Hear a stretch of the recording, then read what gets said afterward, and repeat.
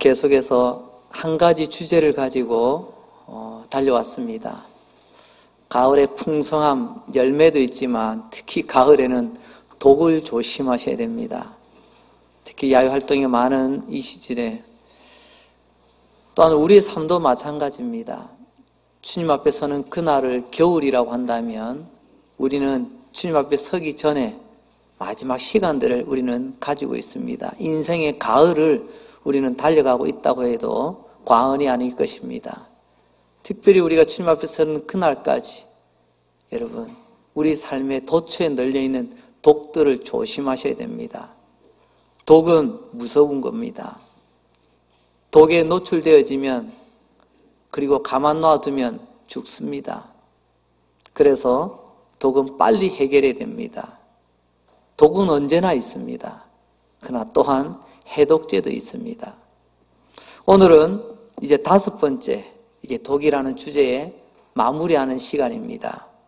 은밀한 죄가 있는 날에는 어쩌면 가장 무서운 독입니다. 지금까지 다루었던 독도 굉장히 고통스럽고 우리를 힘들게 하고 눈물 나게 하고 무겁게 하는 독들이었지만 오늘 다루는 이 죄에 비하면 아무것도 아니에요.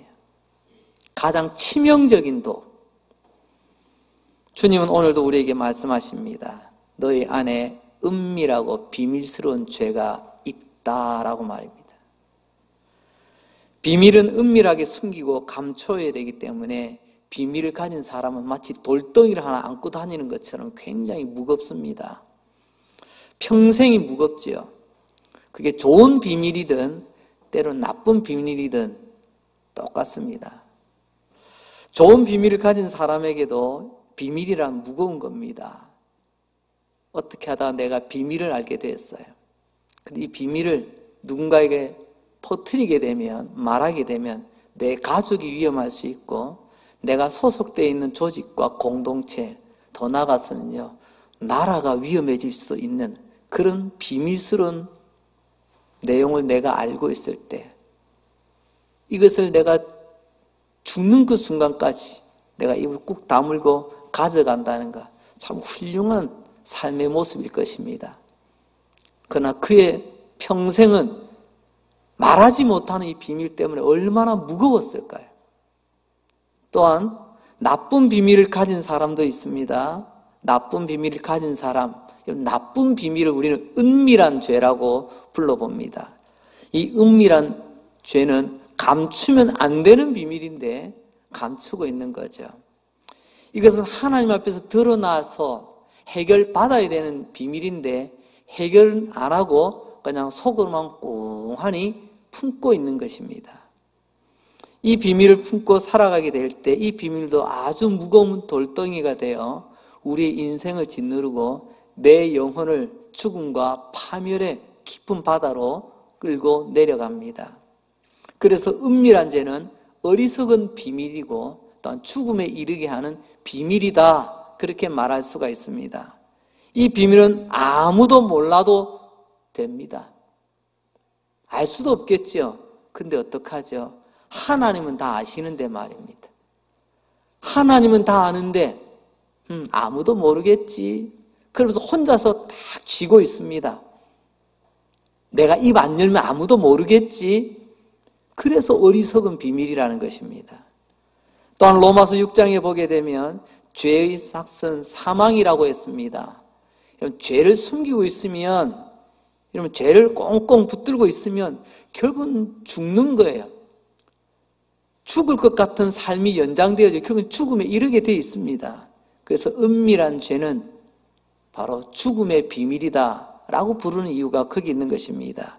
이 은밀한 죄를 하나님 앞에서 탈탈 털어내지 않고 이 은밀한 죄를 뭐가 그리 비밀이라고 말입니다. 우리 마음속에 꼭 숨겨두고 내 입 꼭 입 다물고 아무 일 없는 척 말입니다. 그렇게 뻔뻔스럽게 살아간다면 틀림없이 그 은밀한 죄는 우리의 인생과 영혼을 짓누르며 죽음의 자리로 이끌게 갈 것입니다. 그래서 이 은밀한 죄는 아주 무서운 독입니다. 아니, 독 중에 최고의 독, 맹독입니다.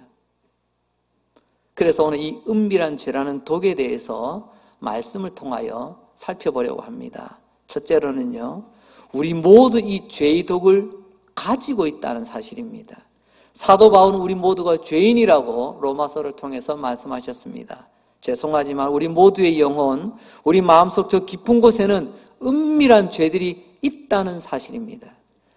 예외는 없습니다. 목사요, 예외 없습니다. 장로님, 권사님, 오늘 예배드리는 찬양대 여러분, 예외 없습니다.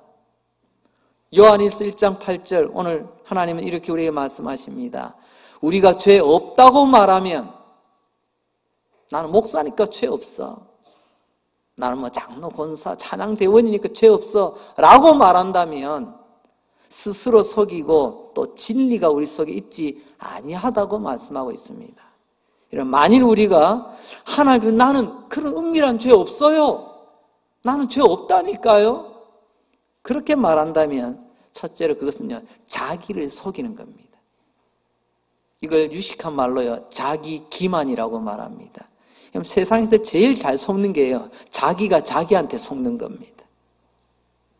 내가 의로운 줄 알고, 내가 고상한 줄 알고, 그게 자기 기만, 자기 속음이에요. 나는 은밀한 죄 같은 거 없다고요? 어쩌면 세상에서 가장 큰 자기 기만입니다. 두 번째로는요, 나는 죄 없다고, 나는 그런 은밀한 죄 없다고 외치는 사람은 진리가 그 속에 없다고 하나님이 분명히 말씀하십니다. 이 말을 뒤집어 보면 무슨 말씀이죠? 진리는 예수님이십니다. 진리는 하나님의 말씀이십니다. 예수님이고 내가 곧 진리라고 말씀하셨고요, 하나님의 말씀이 진리라고 말씀하셨거든요. 이런 우리가 처음 은혜 받고 거듭나 하나님의 자녀가 되고 주님이 내 안에 계심을 믿고 고백할 때 첫 번째 반응이 뭔 줄 아세요? 그게 내가 죄인임을 깨닫는 겁니다. 죄인임을 깨닫는다는 것은 곧 진리가 내 안에 들어오니 내가 죄가 있다는 것이 드러난 거예요. 인정할 수밖에 없어요. 예수가 내 안에 들어오니 내 안에 그동안 숨겨두었던 것, 이게 다 드러나거든요. 그래서 은혜가 임했을 때 제일 첫 번째 반응이 뭐냐면요, 내가 죄인임을 인정하며 회개한다는 거예요. 회개 없는 성도, 이거는 있을 수 없는 말입니다. 여러분, 우리가 눈물 콧물을 흘리며 하나님 앞에 회개했습니다. 나는 죄가 없다고, 은밀한 죄가 없는 사람은요, 죄가 없다고 하는 사람은 회개할 일이 없어요. 회개하지 않으면 하나님과 관계가 없어요. 예배당에 앉아 있을 수는 있겠지만, 노래는 멋들어지게 부를 수 있겠지만, 여러분은 하나님과 관계가 없는 사람일 수도 있다는 것입니다. 그것을 오늘 하나님 말씀합니다. 스스로 속이면, 죄 없다고 말하면 진리가 그 속에 있지 아니하니라. 하나님, 우리가 죄인이라는 거 다 아십니다. 지난주에도 말씀드렸지요. 우리가 의사 앞에 나갔을 때 제일 나쁜 것이 뭐냐면 나 안 아프다는 거예요. 안 아픈 척 하는 거죠. 여러분, 척하면 안 됩니다. 아프다고 말해야 돼요. 그래야 고쳐집니다. 그래야 변하는 거예요. 왜 수십 년을 교회 다녀도 안 변하는 줄 아세요? 척하기 때문에 그런 거예요. 나는 죄 없는 척, 나는 문제 없는 척. 하나님 앞에서 거룩한 척하면 죽습니다. 주님, 저는 은밀한 죄 없습니다. 나는 죄인 아닙니다. 나는 떳떳하고 당당합니다. 그래서 죽어가는 것입니다.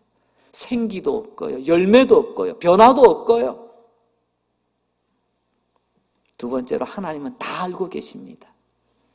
오늘 10절 말씀입니다. 만일 우리가 범죄하지 아니하였다 하면 하나님을 거짓말하는 이로 만드는 것이니 또한 그의 말씀이 우리 속에 있지 아니하니라. 내가 죄인임을 아시고 내 안에 은밀한 죄가 있다는 것을 하나님 다 알고 계시는데 나는 그런 하나님, 나는 죄 없다고, 아니 나는 잘못한 거 없다고 그렇게 뻔뻔스럽게 나아간다면 하나님 말씀하십니다. 그건 하나님을 거짓말쟁이로 만드는 거라고 말입니다. 그건 너희 안에 하나님의 말씀이 없다고 말입니다. 말씀 없이 교회 다니는 교인들이 있더라고요. 하나님을 거짓말쟁이로 만드는 그런 교인들이 있더라니까요. 여러분, 하지만 하나님을 거짓말쟁이로 만들지 마시기 바랍니다. 하나님 오늘 말씀하십니다. 우리가 죄인이라고 말입니다. 하나님 우리에게 말씀하십니다. 너희 안에 죄가 가득하다고 말입니다. 하나님 우리에게 오늘 말씀하십니다. 우리 마음 저 깊은 곳에 은밀한 죄가 있다고 말입니다. 여러분, 하나님이 그렇게 말씀하시면 맞는 것 아닌가요? 그런데 아니라고 말하면 하나님은 거짓말쟁이로 만드는 거라는 것, 우리 다시 한번 깨달아야 될 줄 압니다. 은밀한 죄를 가지고 있다는 것은 그래서 어리석은 비밀입니다. 우리가 흔히 하는 말로 꽁이 그런다나요? 위험하면 머리를 땅에 쳐박는다고. 왜요? 내가 안 보이면 아무도 나를 못 보겠지. 참 어리석은 모습 아닌가요? 그런데 어떡하죠? 하나님이 다 아십니다. 그래서 나의 은밀한 죄는요, 어리석은 비밀이에요. 결국 그 은밀한 죄는 나를 죽음의 고통 가운데 이끌어갑니다. 세 번째입니다. 이러한 은밀한 죄를 숨기면 숨길수록 나타난 현상이요, 내가 괴롭고 고통스럽다는 것입니다. 독은 빨리 해독제를 먹고 빨리 해독 주사를 맞아야 이 독이 제거됩니다. 그래야 내가 사는 거거든요. 독은 놔두면 놔둘수록 내 신경이 굳어지고 내 근육이 고통을 느끼면 내 세포가 파괴되어져 갑니다. 은밀한 죄를 계속 품고 있으면 날마다 나를 더 고통스럽게 만듭니다. 몸만 고통스러울까요? 마음도 고통스러워요. 마음만 고통스러울까요? 때로는요, 교회 생활, 신앙 생활도 고통스럽습니다. 왜 그런 줄 아세요? 고집스럽게 그 은밀한 죄를 내가 붙들고 있기 때문에 그렇습니다. 내가 진짜로 거듭났고 하나님의 자녀가 맞고 예수님 내 안에 계시다면 그 은밀한 죄가 내 안에서요, 견딜 수 없게 만듭니다. 이걸 죄책감이라고 부릅니다. 성도는 죄 지을 수 있습니다. 그렇다고 여러분, 성도가 죄 지어라는 말이 아니에요. 성도도 죄 지을 수 있어요. 그러나 성도는 그 죄책감 때문에 못 견뎌야 합니다. 고통스러워합니다. 이게 진짜 성도의 반응이에요. 죄 지어도 아무런 반응이 없다고요? 둘 중에 하나입니다. 하나는 성도가 아니든지 아니면요, 이미 양심의 화인을 맞았든지. 화인 맞았다는 것은 복구불능이라는 거예요. 요즘 그런 하나님의 자녀들 없습니다. 죄 지어도 죄를 죄라고 인정하지 않고, 잘못을 해도 잘못을이라고 인정하지 않고, 그래서 아무런 죄책감을 느끼지 않아요. 이걸 우리는 싸구려 은혜라고 합니다. 그저 은혜 한 방이어도 다 해결됐다고 착각하며 죄책감도 없고 은밀한 죄에서 고통도 없이 그저 좋은 게 좋은 거라고 둥게둥게 하나님의 진리보다 나의 실리가 먼저고 믿음의 도리보다 의리가 먼저고, 이런 사람에게는 죄책감을 찾을 수가 없어요. 하나님 앞에 엎드리지도 않습니다. 그리고 하나님 앞에서 이것 때문에 내가 고통스럽다고 토해내지도 않습니다. 이게 진짜 이 치명적인 독에 중독된 현상입니다. 특별히 죄라는 독을 가지고 있으면 왜 고통이 심각하게 되는가? 여러분, 사탄이라는 말에서 우리 그 이유를 분명히 알 수가 있습니다. 여러분, 사탄은 참소하는 자입니다. 요한계시록 12장 10절 말씀을 봅니다. 그 말씀 가운데 하반절에 보면 우리 형제들을 참소하던 자, 곧 우리 하나님 앞에서 밤낮 참소하던 자가 쫓겨났고, 두 번이 한 절에서 두 번이나 참소하는 자라는 표현을 씁니다. 여러분, 참소한다는 것은 무슨 말이죠? 비난한다, 고소한다, 고발을 남발한다, 이런 뜻이에요. 참 비난하기 좋아하고 고소하기 좋아하고 고발하기 좋아하는 사람들, 다 마귀의 속성, 사탄의 속성을 그대로 가지고 있는 사람들이에요. 보십시오. 마귀는 죄를 가지고 끊임없이 우리를 비난합니다. 하나님은 밤낮으로 비난거리를 찾습니다. 그래서 괴로운 게 죄책감 아닙니까? 자꾸만 쑤시죠. 네가 그래서 되겠어? 네가 그래가지고 뭘 한다고? 그래서 이런 은밀한 죄가 있으면 이 죄책감이라는 것이 암덩어리처럼 우리를 자꾸만 짓누릅니다. 그래서 내 영혼이 고통스럽게 돼 있어요. 이런 은밀한 죄를 숨기고 있으면 숨길수록 마귀는 더 기승을 부립니다. 이것 해결하면 비난거리, 고소거리 찾을 수가 없을 텐데 이 은밀한 죄의 비밀을 붙들고 있으니 내 양심을 찌르고 죄책감에 시달려 고통스럽게 만드는 거죠. 이것 깨닫지 못하면 죄송합니다. 하나님의 자녀 아니에요. 진짜 하나님의 자녀는 죄에 대해서 굉장히 민감합니다. 죄를 지을 수 있습니다. 그러나 그 죄를 해결하지 않고 숨기고 있을 때 이 죄책감이 나를 얼마나 힘들게 한다는 것을 하나님의 자녀는 알아요. 여러분, 죄 지었는데 아무런 느낌이 없다고요. 여러분, 가슴을 찢고 하나님께 엎드리시기 바랍니다. 내 영혼이 왜 이렇게 생명력을 잃어버렸냐고. 네 번째로 이 무겁고 은밀한 죄를 해결하시는 분은 오직 하나님뿐이십니다. 독을 해결하는 것을 해독죄라고 합니다. 결국 해독이란 독을 해결한다는 말이에요. 이때 죄를 해결하는 것을 용서한다라고 말합니다. 용서는 느낌이 아닙니다. 용서는 감정이 아니에요. 용서는 죄라는 독을 해결하는 하나님의 과정을 말하는 것입니다. 그러니까 이 숨겨진 은밀한 죄는 하나님의 용서를 통하여 해결되어야 됩니다. 용서하시고 죄를 사하시는 분은 오직 하나님뿐이십니다. 그래서 우리는 하나님 앞에 나오는 것입니다. 그리고 예수를 믿는 것입니다. 왜요? 이 독이 나를 죽이기 때문에 살기 위해서 하나님 앞에 나온 것이고요. 살기 위해서 예수님을 믿는 거예요. 역대하 6장 27절 말씀을 보면 솔로몬의 기도가 나옵니다. 솔로몬이 어떤 왕이죠? 머리에는 황금 왕관을 쓰고 보좌는요 황금으로 치장한 멋진 의자에 앉아있고 왕을 아련하기 위해서는요 그 높은 층계를 올라가야 되는 그 위험스러운 자리에 앉아 있습니다. 그런 위대한 솔로몬도 죄를 사하는, 죄를 용서하는 일만큼은 어떻게 할 수가 없다고 고백을 합니다.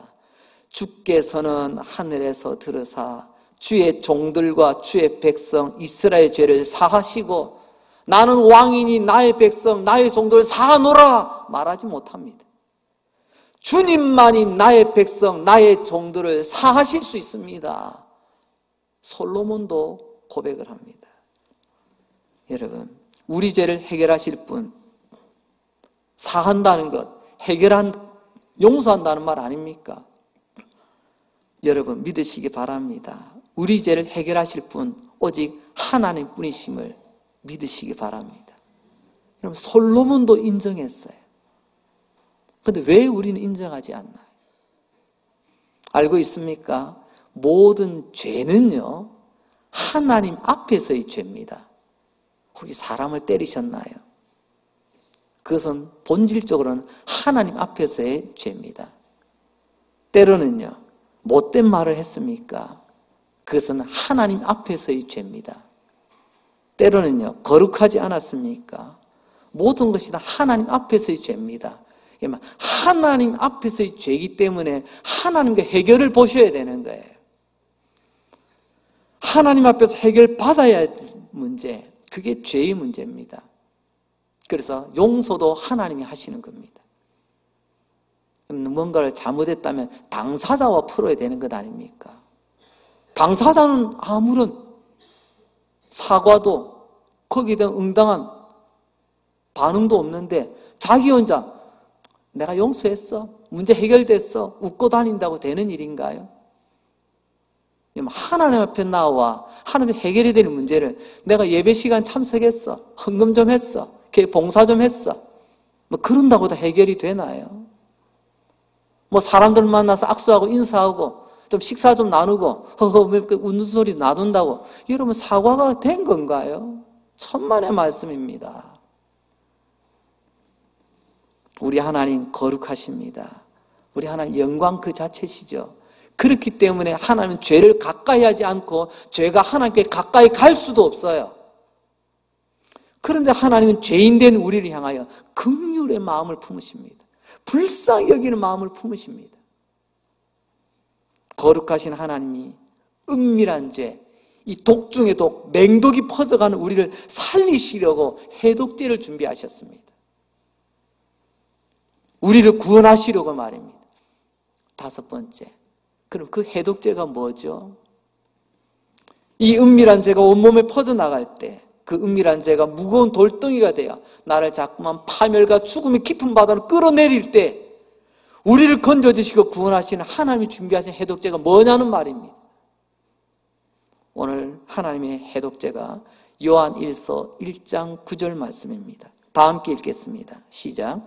만일 우리가 우리 죄를 자백하면 그는 미쁘시고 의로우사 우리 죄를 사하시며 우리를 모든 불의에서 깨끗하게 하실 것이요. 하나님께 우리 주신 해독제가 있어요. 그게 뭐죠? 빨간 글씨로 되어 있습니다. 뭐죠? 우리가 우리 죄를 자백하면, 고백하면입니다. 하나님 앞에 숨겨있는 은밀한 죄, 우리를 그렇게 아프게 하고 힘들게 하고 무겁게 만드는 여러분 그 은밀한 죄를 자백하시기 바랍니다. 다른 사람을 통해서 대신 고백하는 것 아니에요. 엉뚱한 걸로 대신 퉁치는 게 아닙니다. 내 입술로 고백하는 거예요. 그걸 자백이라고 말합니다. 하나님 앞에서 내 입술로 토해내라는 거예요. 자백하는 모든 죄, 모든 불의를 사하여 주실 것이요 깨끗하게 하실 것이라. 따라서 해봅시다. 자백이 해독제입니다. 무슨 말이죠? 자백할 때 내가 사는 거예요. 다시 말하면 자백하지 않기 때문에 나는 지금 죽어가는 것입니다. 목사님 압니다. 여러분 아는 것으로 되지 않습니다. 자백은 하나님 앞에 실토하는 것입니다. 주님 내가 이런 죄를 지었다고 말입니다. 내 입술로 고백하는 거예요. 하나님은 그 비밀을 지켜주십니다. 뿐만 아니라 그 은밀한 죄의 독을 깨끗하게 해독해 주십니다. 여러분, 우리 흔히 하는 말로 왜 우리 신앙생활 이렇게 죄송합니다. 제 고향 사투리로요. 왜 이렇게 매가리가 없을까요? 매가리가 없다는 말 무슨 말씀인지 아시죠? 왜 이렇게 생기가 없고 왜 이렇게 능력도 없고 왜 그렇죠? 오늘 하는 말씀하십니다. 우리가 죄에 지금 중독이 돼 있어요. 살아도 사는 게 아니에요. 예배를 드려도 예배가 아니라니까요. 왜요? 내가 하나님 앞에 내가 이런 죄를 지었다고 회개한 기억이 언제인지 너무너무 가물가물해요. 우리가 노래는 예쁘게 부르지만 남들은 부디 차단 악수하고 인사하고 웃고 떠들지만 정작 내가 살아야 되는 이 하나님께서 고백이 없단 말입니다. 고백이.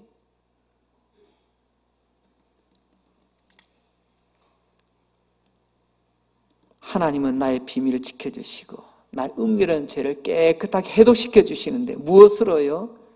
예수님의 피로 말입니다. 그래서 요한일서 1장 7절 하반절에 보면 그 아들 예수의 피가 우리를 모든 죄에서 깨끗하게 하실 것이요. 우리를 모든 죄에서, 여러분 여기에 소망이 있는 겁니다. 이런 흉악한 죄, 벌레 같은 나도 용서받을 수 있을까요? 있어요. 어떻게 해요? 내 모든 죄에서 모든 불에서 깨끗하게 하십니다. 예수님의 피로 말미암아. 그런데 여기에는 원칙이 하나 전제되어 있습니다. 예수님의 피로 우리가 깨끗하게 용서함을 받고 깨끗하게 회복되지만 여기는 요구되는 하나님의 절대 원칙이 하나 있습니다. 여러분 저절로 되지 않습니다.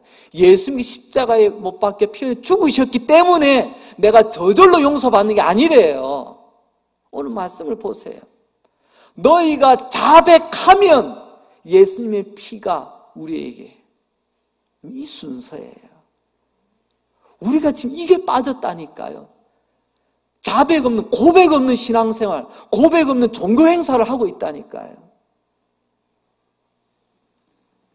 예수님의 십자가에서의 피가 아무리 흘러도 저절로 내 모든 죄와 불의가 깨끗하게 용서받는 것이 아니라 자백하면, 이 말씀을 밑줄 치고 동그라미 치고 별표 치고 여러분 이번 한 주간 이 말씀 붙들고 한번 씨름해 보세요. 왜 나는 예수 믿는다 하면서도 왜 나에게는 생기가 없는가? 바로 이겁니다. 예수님 십자가에 못 박혀 죽으신 건 맞아요. 그런데 왜 나는 변화되지 않죠? 왜 회복되지 않죠? 나의 자백이 없잖아요. 나의 자백이. 자백하면 하나님의 아들 예수의 피가 나의 모든 죄를 살 것이고 깨끗하게 하실 것이라. 그래서 자백이 해독제예요. 예배 출석 횟수가 해독제가 아니라니까요. 직분이 해독제가 아니라니까요. 여러분 마음속에 깊이 간직하고 있는, 아니 간직할 필요도 없는 그 무겁고 은밀한 죄가 있다면 여러분 하나님 앞에 고백하시기 바랍니다. 인정하세요. 지금까지 얼마나 오랜 세월 동안 그것 때문에 힘들고 고통스러워했습니까? 그것 때문에 기쁨을 잃어버렸잖아요. 죄송합니다. 앞에 제가 예배 드리다 보니까 안타까울 때가 너무 많아요. 예배 시간 많으면 제가 내려가서 붙들고 좀 제가 좀 어떻게든 해드리고 싶어요. 이게 예배 드리는 모습인지 초상집에 온 지금 조문객들인지 구분이 안 될 때가 있어요. 왜 이렇게 생기를 잃어버리셨을까요? 예배 횟수는 수십 년 동안인데 하나님께서 이 자백이 없잖아요. 자백이. 여러분 이 자백이라는 말에는 두 가지 의미를 담고 있습니다. 첫째는요, 자백은 하나님 앞에 나의 은밀한 죄를 다 끄집어내는 거예요. 내 안에 품고 있는 건 아닙니다. 끄집어내는 것, 이걸 자백이라고 해요. 나는 예수 믿고 예수님 내 죄를 다 용서해 주셨음을 믿습니다. 참 좋은 말인 것 같죠? 이거 엉터리 복음입니다. 무슨 말이냐고요? 이런 말 한마디 쫑알쫑알 이거 뭐 따라한다고. 자백은 실토예요. 내가 진짜 내 마음속에서 끌어올린 내 것을 끄집어내는 작업이 아니고 그냥 입으로만 그냥 앵무새 따라하듯이 말입니다. 나는 예수 믿습니다. 예수님 내 죄 용서해 주셨음을 믿습니다. 나는 깨끗하게 됐습니다. 참 그럴듯하게 보이지만 정작 거기 내 마음이 안 담겨 있잖아요. 내 은밀한 거는 저 뒤에 숨겨놓고 말입니다.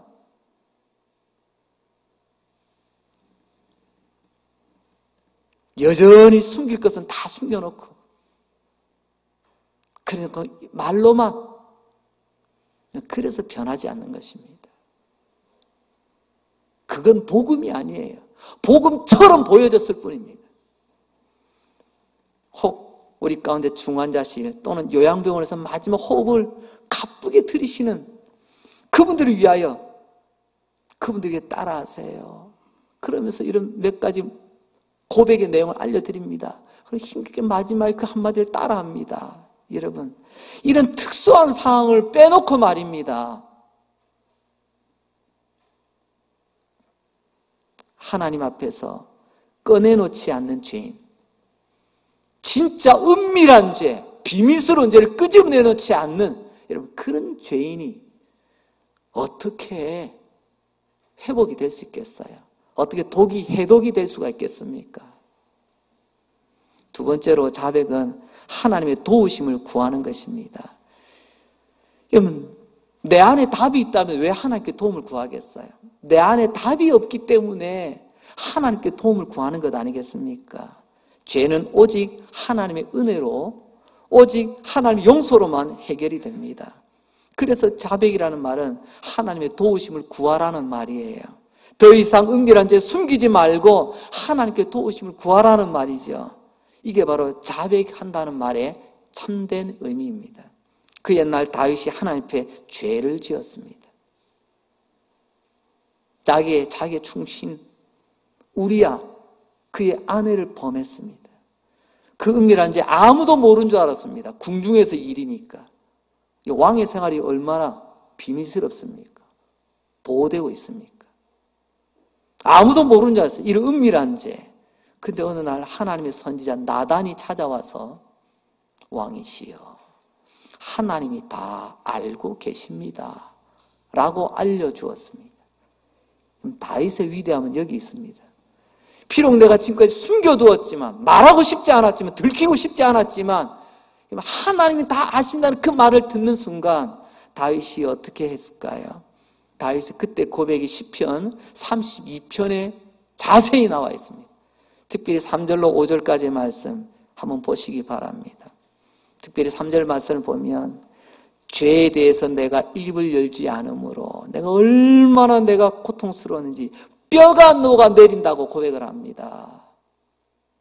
이게 진짜 하나님의 사람이에요. 내게 은밀한 죄 때문에 내 뼈가 녹아내릴 것 같은 고통이 있다는 거죠. 진짜 하나님의 자녀라면 은밀한 죄 때문에 죽을 것 같은 고통을 느끼게 되어 있습니다. 내 팔에요, 찔러봐도요, 아프지 않다면 이 팔이 지금 마비되어 뭔가 문제가 생겼든지, 아니면 이 팔 자체가 내 팔이 아니고 지금 다른 사람 팔을 누르고 있는지도 모릅니다. 다윗은 말합니다.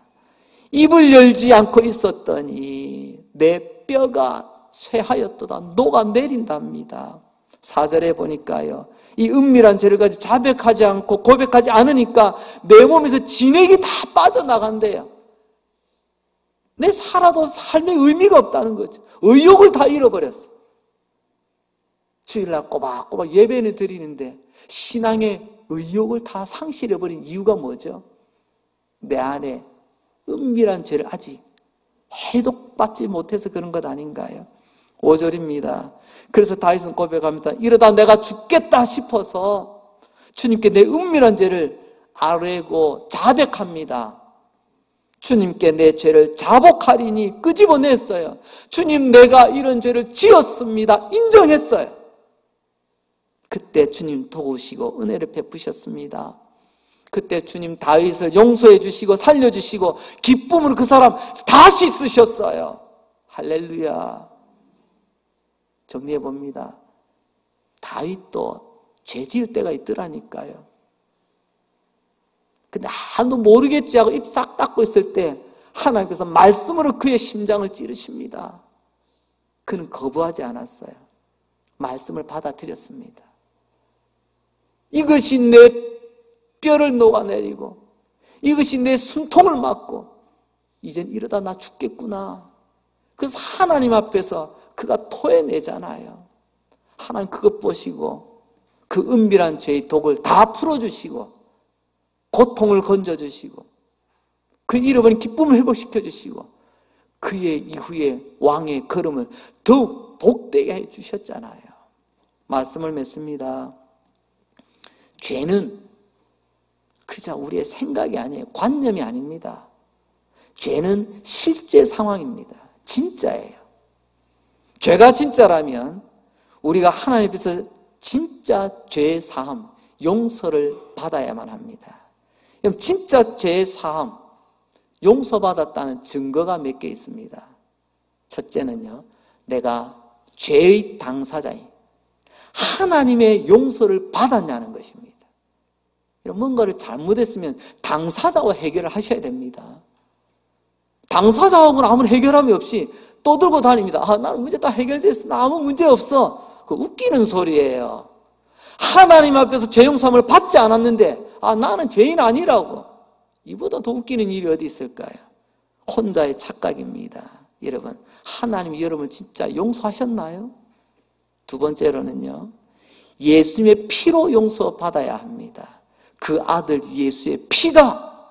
세 번째로는요, 그 은밀한 죄에 대해서 내가 자백했냐는 것입니다. 자백은요, 첫째는요, 나의 잘못을 인정하는 것입니다. 인정과 함께 내 입으로 상대방에게 고백하는 거예요. 하나님께는 회개라고 하고요, 사람들과의 관계에서는 사과라고 말합니다. 그럼 천국을 원하세요? 회개하십시오. 천국이 가까울 것입니다. 왜 지옥 같은 삶이냐고요? 회개의 흔적이 없어서 그런 것입니다. 하나님 우리에게 귀한 선물을 주셨습니다. 자백하라. 너의 은밀한 죄를 나에게 끄집어내 놓으면 용서하리라. 나에게는 해결할 길이 없습니다. 그래서 우리는 주님의 은혜가 필요한 것입니다. 오늘 이 말씀이 여러분들의 해독제가 돼요. 여러분 마음에 품고 이번 한 주간 하나님 앞에 기도하며 여러분의 삶 속에 기쁨과 자유가 회복되는 은혜가 있기를 주의 이름으로 축원합니다. 하나님 아버지 감사합니다. 참 좋은 가을날 주셔서 감사합니다.